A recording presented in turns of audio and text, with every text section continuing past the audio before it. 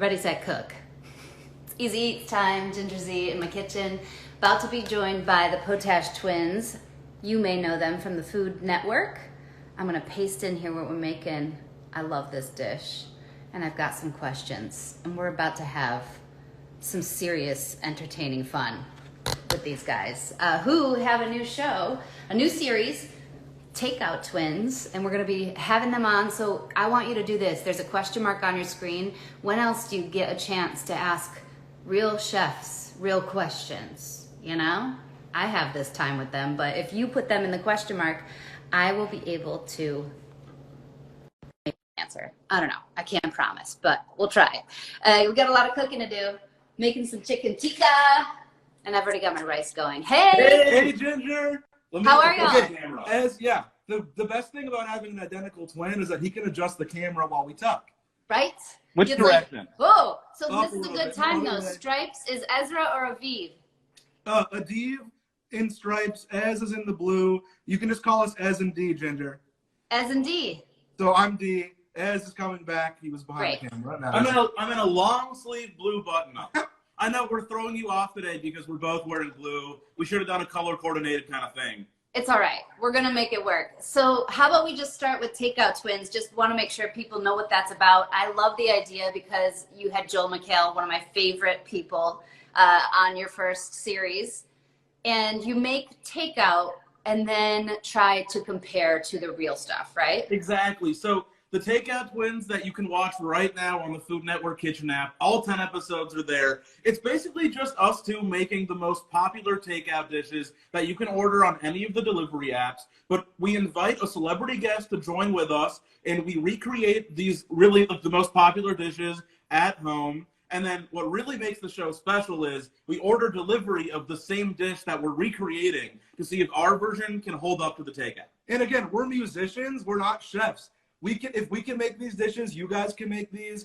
And we're not making the most authentic dishes. We're making the dish that anybody can make, and we're making the best dish that anybody can make. Right. And that's the thing. I said at the beginning, chefs, but I mean that you guys have this experience now too, but you're coming from a background of music. You're creators, you're artists. It's all art, right? All art, exactly. So we had a show previously to this show where we brought musicians and chefs together because there's so many things that that are parallel between music and food. We say the same way that we'd write a song is a similar way that a chef would compose a dish because we're also conscious of the same things: balance, harmony, texture, what jumps melody out to you Fat, in a acid, song. heat.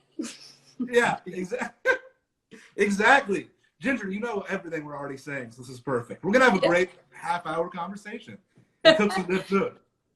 So I'm definitely more of a home cook than I am a musician. My brother is the musician, so I admire everything that you do. I'll probably ask questions about that too, but let's get to cooking because I should have had you do pad thai with me because that's the one that I've really struggled to make as good. But this one I like a lot because I've made it both with cauliflower and chicken. So I'm looking forward to seeing how yours, especially your naan. So let's dive in.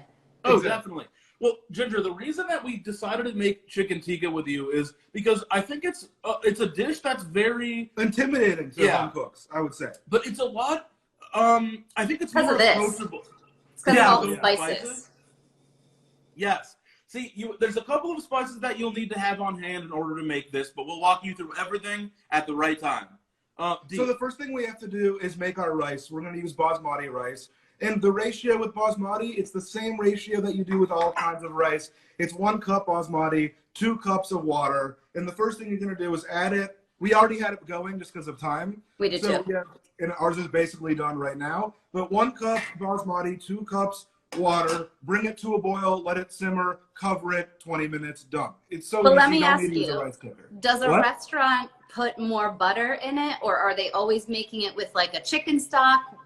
Is there a secret to make your rice as good as theirs? You can definitely add butter to it. I always just salt it. I just season it with the water like you're making pasta.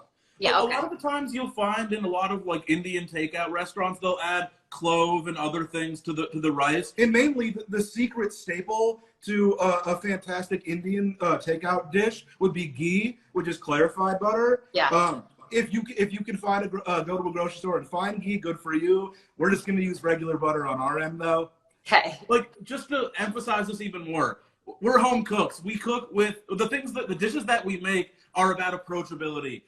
We want you to get into the kitchen and try to make these dishes that maybe you wouldn't have tried before because they were too intimidating for you, right. Or anybody, any of the viewers. They were intimidating to us when we first started cooking these too. So, Ginger, have you started the rice? My rice is done. Oh, Perfect. Okay. Perfect. Well, then let's get to the meat of this whole thing. We're gonna do our chicken. I'm using a deep saute pan on our end, which I'll show you right now. And what about like a wok? That's even yeah, you can totally do that. You can totally do that. And or I mean, I have. And she's also Ginger right now. Let me see yours. Yeah. I'm using a deep saute pan, and the reason I'm doing that is because not only are we gonna sear our chicken in here, but after we're done searing our chicken and cooking the chicken, we're gonna move that over to a plate and let it sit for a little bit, and then we're gonna make our sauce in here. So it's really a one-pot dish. Okay. I changed up so I could be more like you.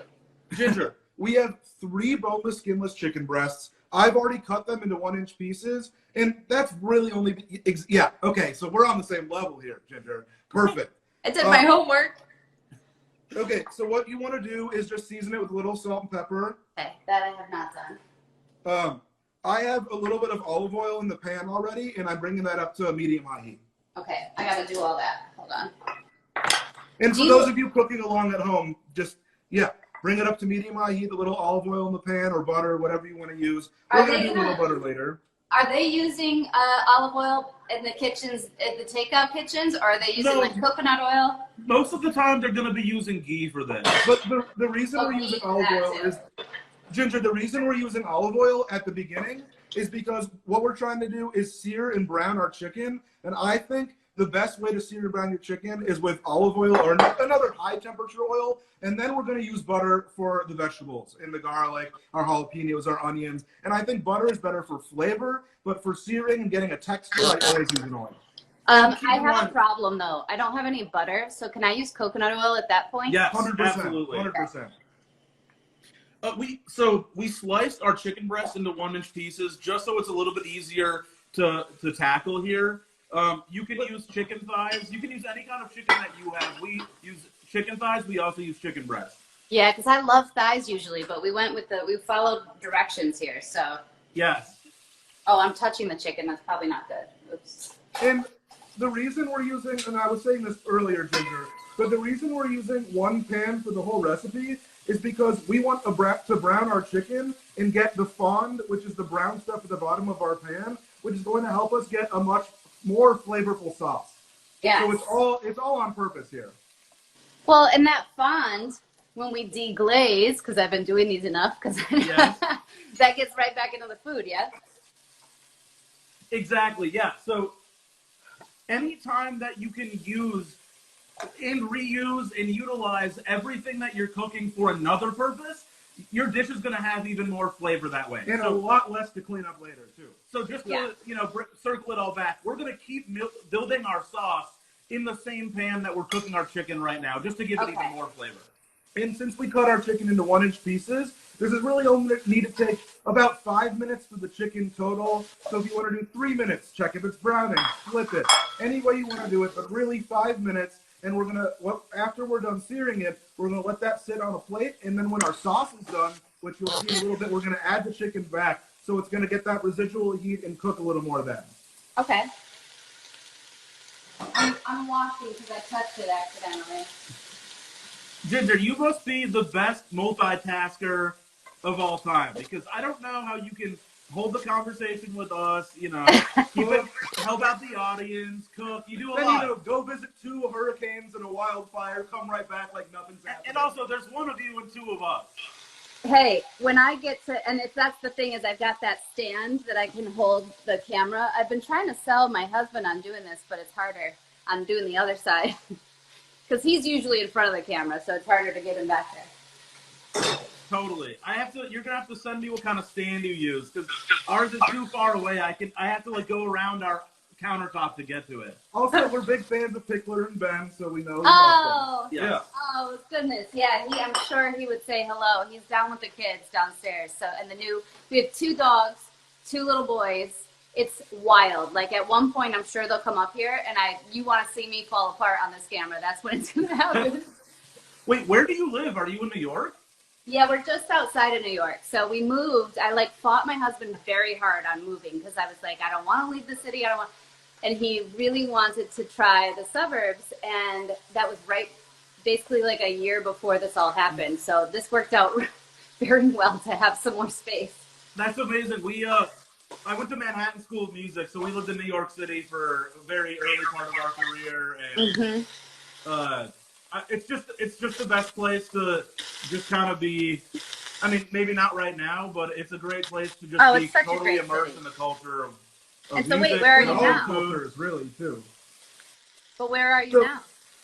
We're in LA. Oh, okay. Yeah. We're currently in our Palm Springs house, but yeah. Yes. So, Ginger, this is kind of, let me try to get this closer to the camera, but here, we're browning our chicken. It's going to look a little bit like that. That's kind of what you're going for. Okay, so I need to wait probably, a couple of these pieces are getting there.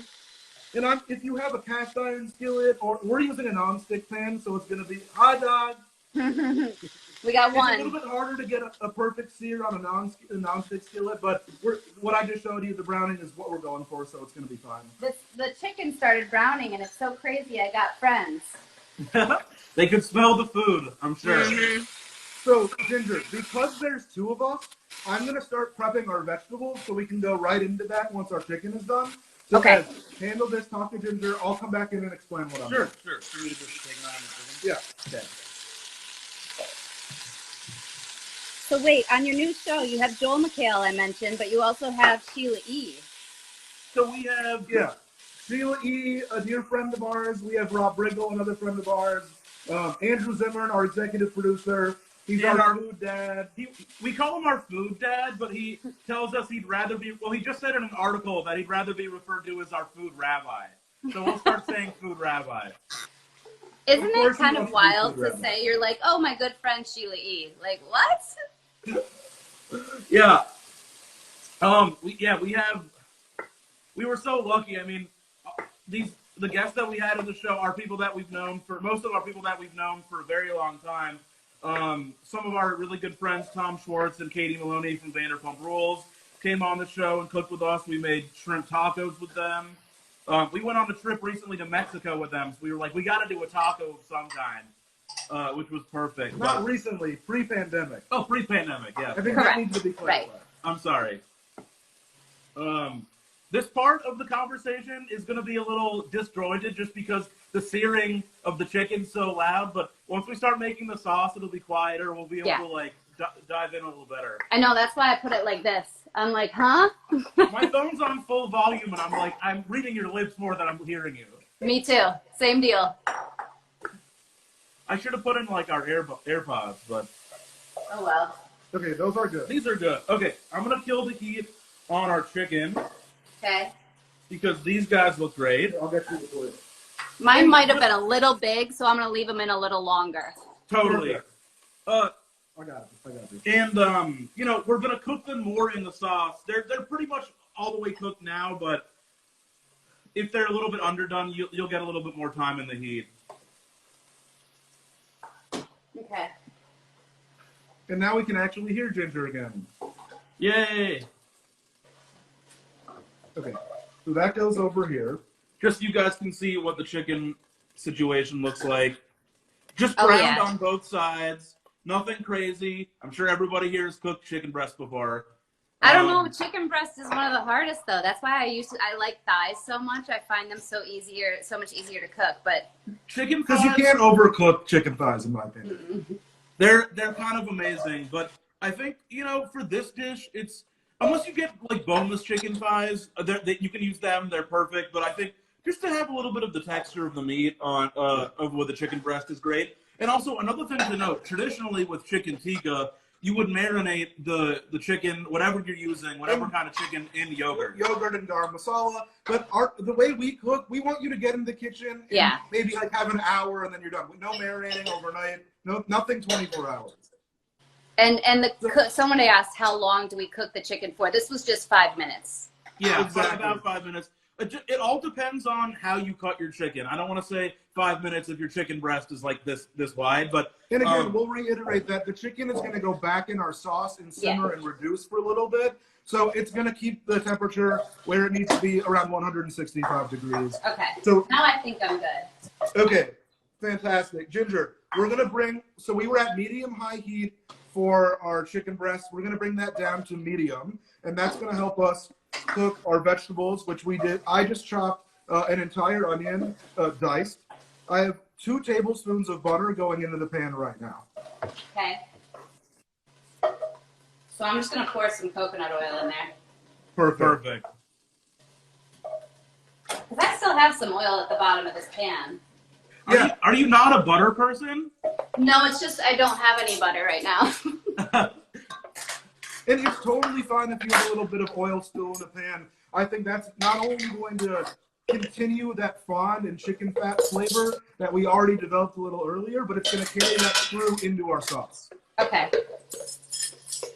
So somebody else was, while we do the veggies, if you guys want to ask, somebody else was saying, how long have you been cooking together? I imagine your whole life. Exactly. And what got you into it?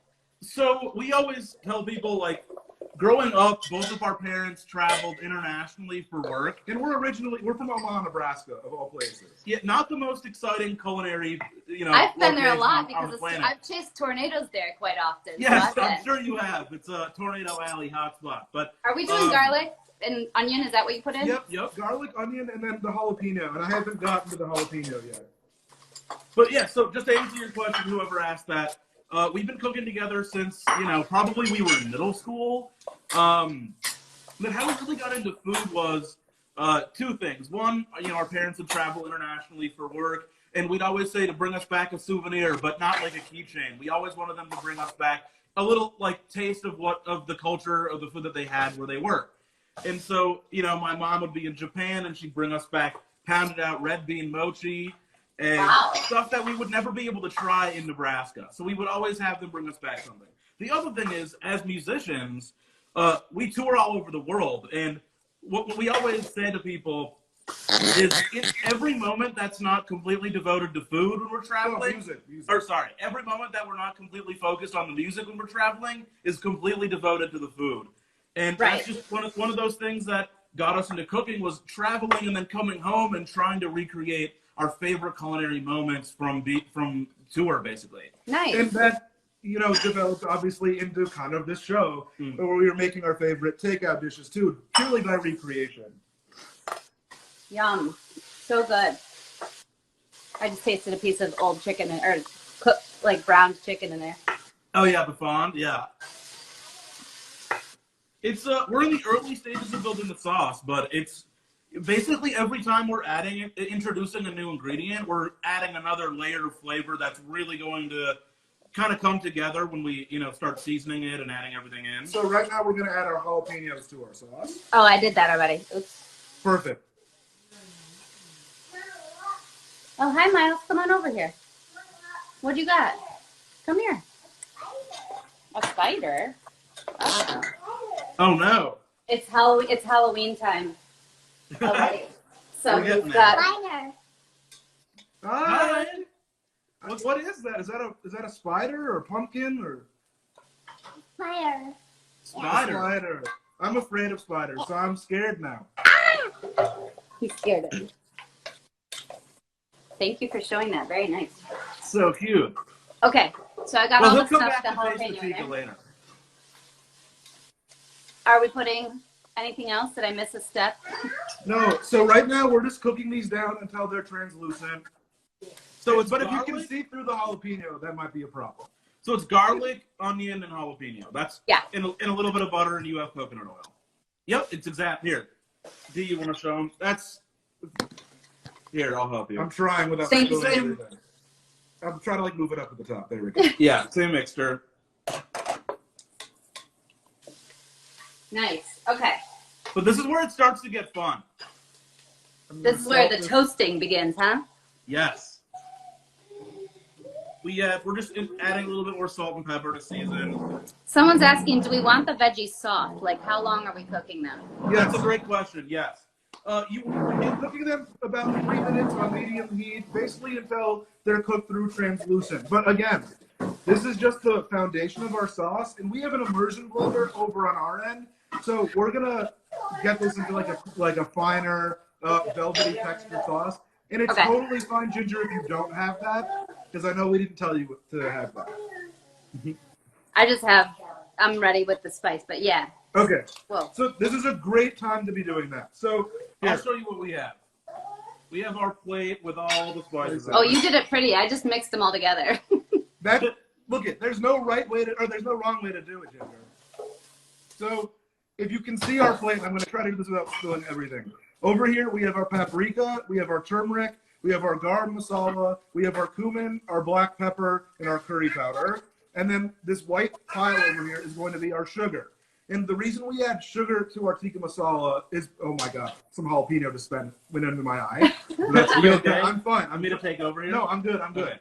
So the reason we add sugar is because tikka is a tomato-based sauce, and tomato is very vinegary. Very acidic. The way you balance out acid is by adding some sugar to it. So either by adding cream or by adding sugar, and we're doing both.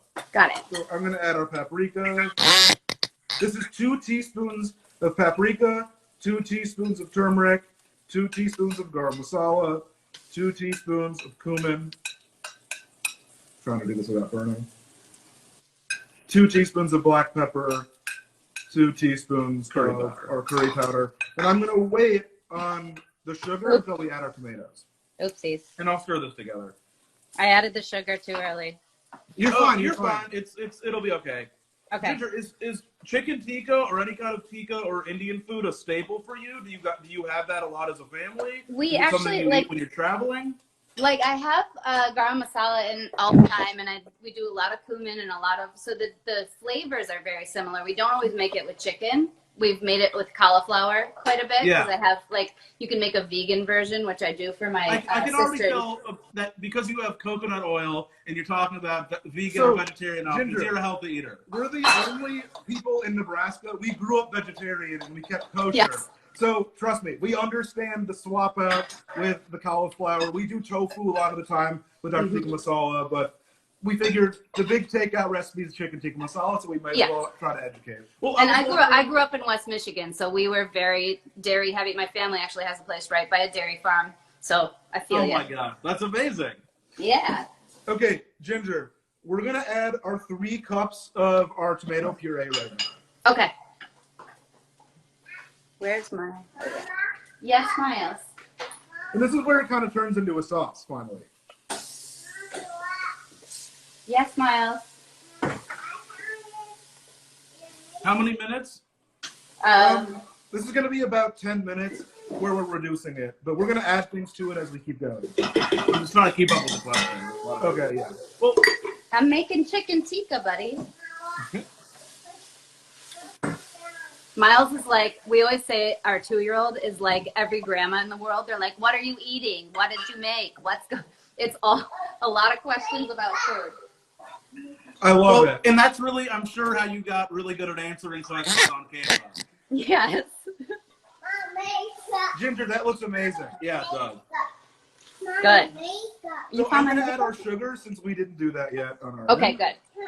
And little stragglers. You want to put it on? Yeah. Go ahead. Okay, and should it be like, is a little bubble all right? Yeah, totally. We're going to be reducing this too. So when you reduce any type of sauce, I'm sure everyone on the Good Morning America page is aware. What that's going to do is intensify the flavor, but it's also going to make it a little salty. So when we're adding the sugar to our tomato, we're really just trying to balance everything out. Okay.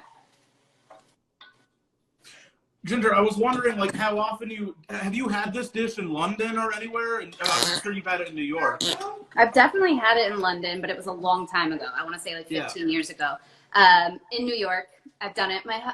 Ben is not the most adventurous food-wise, so I have to push him in the especially in Indian dishes. But that's why I've made it more at home. But then we've got like almost every soup we use like curry powder, and like they all kind of have that base. So the flavors are incredible. And so, wait, can I ask your parents, when they were traveling, was India one of the places that you got? Yeah, my mom worked in Jaipur she was working for Dell at the time, and she was based out of Jaipur for like, I want to say a couple months No, I out of think the it was year. Bangalore. Or Bangalore.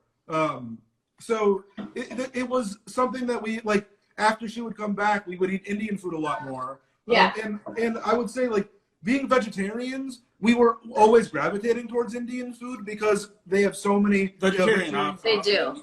Yeah. And for us, one of the reasons we wanted to start learning how to make Indian food like we're doing right now is because I think it has some of the best flavor and most flavorful dishes out there in the game. Yeah. And we were like, if they can make that so flavorful, we need to learn how to make our food flavorful. And it just slowly turned to being one of our favorite dishes. Well, the other thing, Ginger, is the history of chicken tikka and chicken tikka masala is so interesting. So Tell us.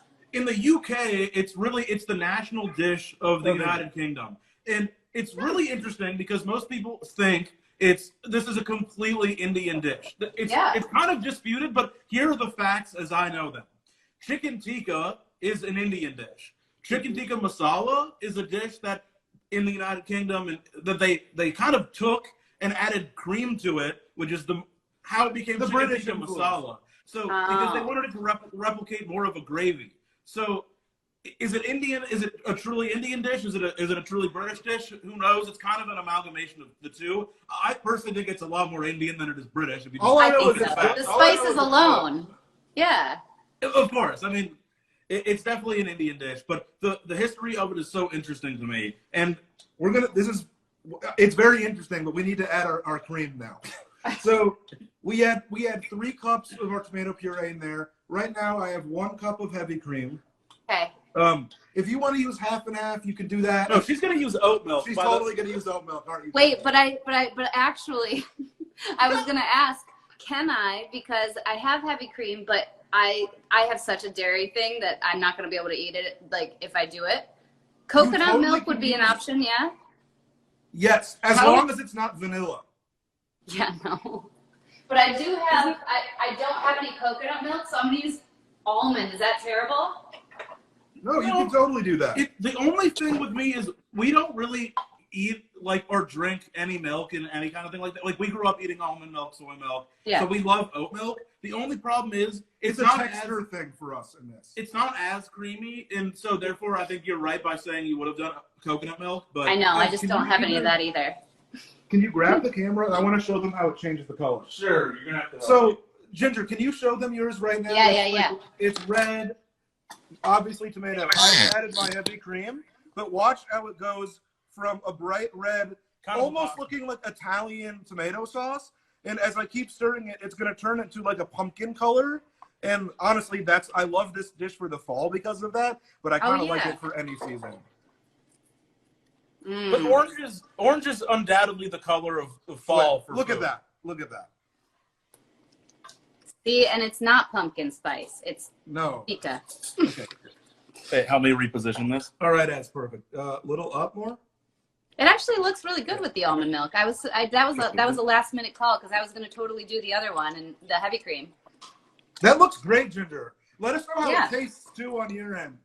It tastes good. Very spicy. Got the spice for sure. It's kicking. So, okay, what we're gonna do right now is an optional step in our chicken tikka masala. So, if you like a bit of texture in your sauce, you can just set this to low, to simmer, let it reduce for 10 to 15 minutes. Okay. See, we like a really velvety, smooth texture with our chicken tikka masala because that's the way we grew up eating this dish. So I have an immersion blender over here. And what I'm going to do is just pulse this for a few minutes until we start to see the jalapeno disappear, the onion disappear, and any little pieces of our garlic. And I'm going to use this as a shield because when we did this dish on our show, it made a little bit of a mess. So I'm going to just protect myself. I know, this outfit I just put on top. You couldn't tell on this outfit if I get it all over it, so it's good. No, you're wearing the perfect shirt. I ruined one of my favorite hoodies when we were filming this before. So don't do that. The white shirt today. The turmeric alone will wreck everything. Yes, it will. You say that with experience. It sounds like. Yeah, you should see some of our old chairs. They were white, and we've got the 2- and 4-year-old with the turmeric. We put it in smoothies everywhere. turmeric is a really, really, really good ingredient for health reasons, obviously. That's good, man. Yeah, look at that. Did I get you? No, And our shield's pretty I clean. used the shield. It worked. Okay. So because you guys, because I've got two boys, but they are not twins, but they have very different palates. Who was the more adventurous one? We are equally adventurous. Yeah, Really? what's actually interesting is I think we both. You'll find this trend with us. We're twins that obviously both wanted to pursue jazz music and cooking. They're pretty two, like minus the cooking, very niche things. And when it comes to us being adventurous, there wasn't one that was more significantly adventurous in eating than the other one. I mean, But I would say maybe I was the one that decided we should cook them. I was maybe a more adventurous, like, home cook, I guess. yeah. But I would say that as far as the adventurous eater goes, I would say we're probably exactly the same in that way. Really? Yeah. I mean, Definitely. you've got to have different favorites or different, I'm a person that eats everything. Like Ben will joke, he's like, there's no food that you won't eat. And it's true. Like, I love every single food. I love weird combinations. Do you all have different, things you won't eat? Or that you will? That's a great question, and my first answer to that is Ginger. When this pandemic's over, we got to go to Queens together and just eat That'd be everything. good. Yeah, that'd be amazing. No, we'll eat. I mean, like our food dad is Andrew Zimmern, so if you think we're not going to eat everything, we are going to eat everything. If he taught us one good thing, it was probably that. To not be afraid of anything. Well, so we kept kosher our whole lives until we met him. And he invited us to Thanksgiving at his house. One of the first year we became friends with him, and we showed up to his house, and he was like, "Over there's Joe Stone Crab. Over here is Iberico ham from Spain." Then he flew in from Spain. Yeah. He wanted us to try all these things that we'd never tried before. Yeah. And it really opened our eyes and our taste buds up to a whole new world of flavors that we'd never had. And really totally changed our perspective on food after that point. Totally. Yeah. And we also ate crickets together that time. Also, I see a couple of our friends and followers commenting, and they're mad we're not taking them to Queens. So when that's over, we'll take everybody to Queens. See, we don't mess around, because when I did this with Rocco, we made plans and we stuck with it. So guys, you have to stick with it. It's happening. It's not an empty gesture over here. No, not at all. Good. Okay, Ginger, show me your sauce, because I'm going to start to add our chicken back into it. Yeah, me too. All right. That looks amazing.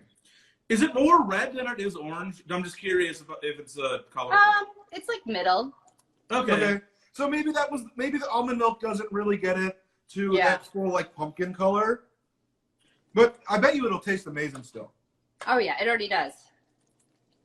Okay, so we're just gonna coat our chicken evenly into the sauce. And every time I make this dish, I'm reminded why I love it so much, because it's so flavorful. And an orange sauce is not something that you get every day. It's not something that you see in your culinary routine. Well, right. Speaking of orange sauce, I don't know, we're 90s kids. We grew up on Good Burger, the movie, the Nickelodeon movie. And in Good Burger, their secret thing was they had this, secret orange sauce. And to me, ever since that, I feel like any orange sauce I don't know what it is. Nostalgically, I think orange sauces are superior to any other kind of sauce. Wait. I was on the old end for Good Burger, but I admire it. Ginger, I just tasted our sauce over here. Yeah. And Ez has not been enlightened by this particular dish right now, so I'm going to serve it to him because it's freaking amazing. Okay, you just spilled everywhere. It's the kitchen. Mine's good too. Wait. It's got a lot of kick, which I love. Kids are going to be a little. I'm sorry. Whoa. I mean, I don't know why. I don't usually think of this as a fall dish, but just looking at it, looks like butternut squash. It looks like pumpkin. It is the perfect fall dish. I kind of want them to see the color of the sauce. It is. Here. And you know what I'm going to do? Oh, yeah. You know what I'm going to do? Yeah. I have an idea to make this for everybody else. I could take a portion out right now for me, and then I could put some heavy cream in. That's a good idea. Let's do that. Because I think, to me, the most important thing about our recipe is the color and the creaminess and the whole thing. Right. But this is the best thing about cooking at home. We talk about this on our show all the time. Is when you're making these dishes at home, you have the freedom to customize them to how you want to eat it. And when you're ordering from a restaurant, you don't always have that option. Well, and not only that, once you know how to make the dish and you go to order it next time, you can tell them exactly the way you want it. Right. Perfect, guys. I did it more. Yeah, you did it good. He's fine. He's adjusting our camera again. And I'm getting that sauce in there. This is going to make Okay. Ez, you need to get back over here because I'm going to start. Okay. Is the chicken fully cooked? Not Yes, yet. it is. Okay. Hold on. Now you can see what's happening. Yes. Yes. That's like almost a Vincent Van Gogh right now. Isn't it? Yeah. Someone just commented that their butternut squash is out of this world. I kind of want to hear more. That's really vague. Like, is it a recipe? Do you grow butternut squash? Did you grow it? Yeah. Yeah. Grinsome, send us a DM with your butternut squash recipe. No, it says recipe. Send us a DM with your butternut squash recipe. We'll try to make it. Oh, yeah. Definitely. That's good. Okay. This is awesome. So there are more questions. Yeah, what's the answer? How many servings does this recipe make? That's a really good question. I would say about eight Eight servings. servings, definitely. Yeah, I That's mean, a good start. it depends how much sauce you want over your rice, because I like to have way more sauce than rice. Totally. So Yeah. maybe 6 servings if you're a big sauce person. And I know we keep talking about the sauce, but really, this thing dish is about the sauce. Yeah. And on your show, do you do takeout desserts or just mains? We haven't done a dessert episode yet. We'd love to. Yeah. I think, I also want to say a couple things about this is the reason we ordered takeout in our show wasn't only just to compare how our version was to the takeout. We also wanted to honor and celebrate the local restaurants that are struggling right now. And I think if you guys can play this game at home, it would help every restaurant in your town. Try to make one of your favorite dishes and then order takeout of the same dish to support a restaurant, and then play a game with your family and see if they can even tell the difference which one the takeout one is and which one yours is. It's a great idea. And we've been doing and you know what, that would also, if you needed less food because you made 2, you could tip with the rest of what you would have done. And that's what, Such a good point. I love that idea. We've been trying to tip hard because we know they're at 25% or whatever it is. So we've got to support when you can. And I know that's not for everybody, but if you have it, this is a great Of course. But to answer the question about the desserts, just backing it up, next season 2, takeout wins. We'll make sure there's some dessert in there. Okay. And send us whatever desserts you want us to try to tackle. Actually, we did a dessert segment on a very big TV show that is not aired yet. Coming up soon. Oh. I don't want to spoil anything, but we did do a dessert now that I think Okay, all right. Okay, so now I was interested. I have a thing of pizza dough. Can I get your non-recipe? I don't know if we're making it together, but I need something. So, yeah. My absolute favorite thing to do with store-bought pizza dough. I'm really good at making pizza dough myself, but there's an entire section of the culinary community whose job is to bake, and they're really, really good at it. And their dough costs 99 cents to $1.50, and they're amazing. And you can also buy it from a local pizza shop. Of course. Exactly. Yes, you can totally do that. And Ginger, thank you for doing that. So I love turning that pizza dough into naan. And a lot of people think that sounds crazy. But pizza dough is actually one of the most versatile things you can use in the kitchen. In one of our past shows, we did a whole episode about cinnamon rolls made out of pizza dough. You can use pizza dough for anything. And so if you're going to make naan with the pizza dough, which is something we do a lot, really the ideal thing you want to do is have a tandoor, but no one has a tandoor at home. So if you have a cast iron skillet, that's your favorite, put a little bit of olive oil on it, medium high heat, roll it around, flatten it a little bit, put it right on the cast iron skillet. It'll start to bubble up, which you'll see very typical of a naan. Flip it, brown it. If you want to add some green onions into the dough, you can do so many different things with it. But about 3 minutes aside, medium high heat, done. You have fresh naan, and you don't even have to make the dough. I'm going to do it. We'll walk you through it, dude. We're here to help. Okay. If you're going to try, you might as well do it while we're with you. And then you guys, did we finish? I skipped ahead, but the sauce is pretty much set, the tikka. Yeah. The sauce is good to go. We just put our chicken back in there just to cook it through a little bit more. And also, one of the things that I love about Indian food specifically is, the sauce mixing with the meat or whatever protein is in there is it's a special combination unlike any other cuisine. And I love finishing off the chicken in the sauce just for the sauce to absorb or get absorbed in the chicken. Yeah. Well, not only that, it also starts to impart some of that amazing color as well into the chicken. And if you marinated it overnight, which is something we don't do, but you absolutely can, the chicken will take some of that color and flavor as well. And I think that's another great thing you can do. So you said on the cast iron skillet, put oil? Actually, okay, I was going to say to use butter, but you don't have butter again. The coconut oil would work if you want to keep using that. If you don't Okay. But olive oil will work too. It really doesn't. Also, I don't want to put like our stamp of approval on that because we've never done that. But I think it'll be okay. Dude, you know how many times I've made that? It will work. It'll be fine. I'm going to use olive oil. And if it doesn't turn out, like, it's a learning experience. Yeah, exactly. If it doesn't turn out, I have another one, and I'm going to go grill it if it doesn't turn out. Yeah, totally. Grilling pizza dough, amazing for flatbreads. You can grill the naan. It works the same way. It's amazing. So wait, this is kind of big for but I guess that's fine, right? Well, okay. So we cut that into like, what would I say, like 3-4 ounce. I should have totally said that. I'm so sorry. Oh, did she just do one big naan? She did a total. No, Yeah. I was going to do one thing. Cut that into fourths. Yeah. Quarter it. Yeah, perfect. And then try to flatten it. If you want to add a little bit of flour to it, or if you have any olive oil, get it on your hands, and what that's going to do is actually crisp up the texture of the dough. Okay.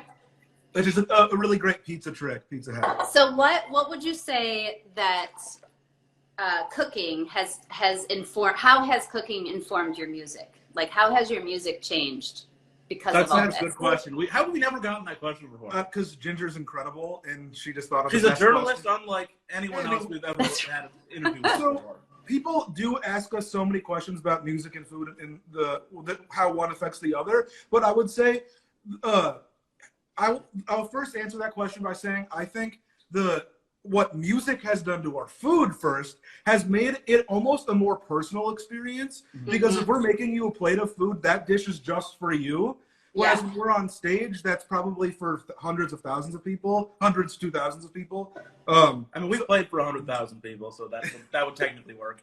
Subtle. It's pretty much Madison Square Garden every time. Yeah, I got you. That's they know what's up there pretty well. Just kidding. But no, and how to answer your question about how our food has affected our music.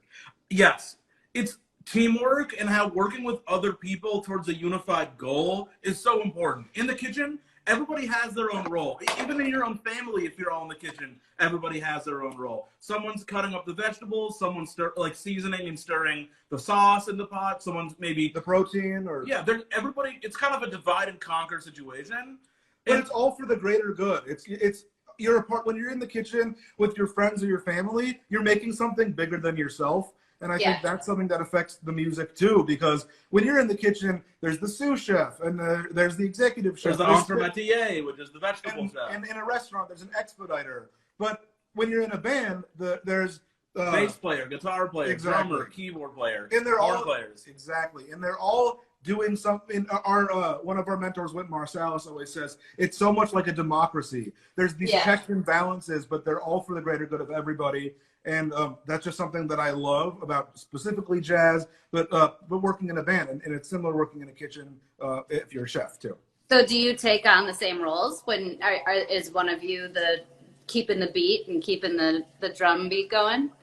Ginger with the hardball question. I love it. I would say yes, actually yes. I think our personalities are the same for both things, because for me, I don't know if you can tell about me. I don't like to cook to a recipe. I don't like someone telling me any rules. Like, I just go for it. I'm the one who writes the rules. I'm the one who writes the recipe. I'm the one who tests the recipe. Ez pretty much comes in here, stirs some things, talks, makes it fun for everybody else. But musically, I'm the same way. I go on stage, there might be a plan, and I throw the plan out the window, and I let the music take me where it wants to take me. Hugh, on the other hand, he's like, wait, but what happened to that plan we just had? Exactly. Yes, and my mom always said with my brother and I, my brother was talented and I was technical. Like, that's not nice, but it's true. No, that is a compliment. Being technical is a compliment, I think. Musically, it is. Technical, and that's the thing that we love so much about jazz music is we all come into it with that technicality of a classical musician, but we're also willing to let things adapt and change in the moment. And that's, I mean, that's just being a home cook too, isn't it? So sticking to the plan, because that's apparently my role, I'm going to plate up our chicken tikka masala. That sounds good. Also, shout out to our friends at Beautifully Served who hooked us up with a whole set of amazing copper. They make handmade copper utensils, and they're so beautiful. That's beautiful. Wow. This is the ladle. They're amazing over there. So my naan is thick, but it looks good. Yeah. So, okay, if there's a couple things you can do to alleviate the thickness of it, if you want to do it again, is, you know, people use bricks a lot of the time. Like when you can sear it on one side, then flip it, and then press it down. Yeah. But I don't like to press it down because then you don't get those bubbles that you see in the naan. Right. But the other thing you can do is you can use a fork and you can kind of like poke holes in it. It depends. I think it's actually really good thick, to be honest. It is. Wait, so now when you're plating on a plate. I'm plating it in A a bowl. bowl. Sorry, Yeah. I was holding it weird. Here. So all I did was I put a little rice down at the bottom. I'm going to try to do this again without spilling. I put a little bit of our basmati rice at the bottom. I poured a little bit of the sauce on top. I added the chicken to the top. And then right now... Here, I'll get a good food shot of this. Okay. You tell me where... Yeah. You tell me how to do this. But Okay. Yeah. And then I just chopped up some fresh parsley Yeah. to the top. And look at this. Ginger. Here we go. It's perfection. Perfect. Wait, you want to put it down so I can do like an overhead thing? Or... But sure. Am I getting it? I don't know. I can't see because you're putting it down. But Hold on, I'm gonna do mine. I just heard screaming downstairs, so Oh no. sounds like things are going well. I think that they probably saw that. Comment if you saw that, because none of us could I tell. don't know. We couldn't see. Wait, and now help me get this back. Okay, you're Ginger. That looks Right? perfect. Right? Hold on, I on? got the parsley. No, I got the she parsley. Oh, let me move the Parsley. camera up. It's coming. You're doing the Right. parsley right now. Wrong way. Oh, So wait. yeah, you're good. And then I'm gonna do that as well as his dish. Oh, I Yes. thought that one was mine. No, the good-looking one's mine, dude. Okay. They both look good. Like- In your cooking versus music, Mm-hmm. because you've been doing music more as a profession longer, I Yeah. assume you worked out the kinks. Are you finding new, like, I'm sure you don't fight, but like disagreements in cooking? No, that's the funniest thing about like this wouldn't have worked out as long as it has if we ever really got into arguments. We are We each other's- bicker all the time. We bicker, but we're also each other's best friends. So really, it's Okay. good stuff. I get to work with my brother like Yeah. as a career, and I love that. We just have a good time in the kitchen. I mean, it's an Yeah. extension of us cooking at home, but there's just cameras there, you know? Mm-hmm. Mm. How does your naan look? Because I don't think I It's can great. wait to eat this. Hold on, let me show you. That is amazing. Yeah, that looks good. Yeah, So I'm happy with dip it. I'm that just into the letting it sauce. like bake off a little bit more. Can you bake off a little more and send it to California so we can have a bite? It's coming. It's going to be a little chewy by the time it gets there. But let me give this a taste, because I can taste one little bit with Oh, with the Totally. cream in it? It deserves its own bite, you know. yeah, that's right. Mhm. I'd put this up against takeout. Thank you. There Thank we you, go. Ginger. Great job. It's just one of those feel-good dishes that Feel good, flavorful dishes. you and honestly, like, we don't say this enough, but like, really, this is something that you could make in your own kitchen anytime. Right. And I'm so proud that it is one pot. That sells it to me right there. So the recipe is going to be on goodmorningamerica.com. You all need to be followed. You're Potash Twins, right? It's on there, so people can find you there. And that way they can find the brand new series that just debuted a couple of weeks ago. Yes. Takeout Twins. Yes. And trust me, you guys, we have a really fun adventure coming up, and it's going to be a whole journey, and we would love for you guys all to be a part of it with us. It's going to be a good time. So we don't want you to miss out. Well, that's how we feel. We don't want to either. I'm going to keep eating because I got stuff to do here to finish this dish. Thank you so much. Thank you for doing this with us. We Thank you for appreciate having you. us. Good luck with the series, and we'll see you in Queens.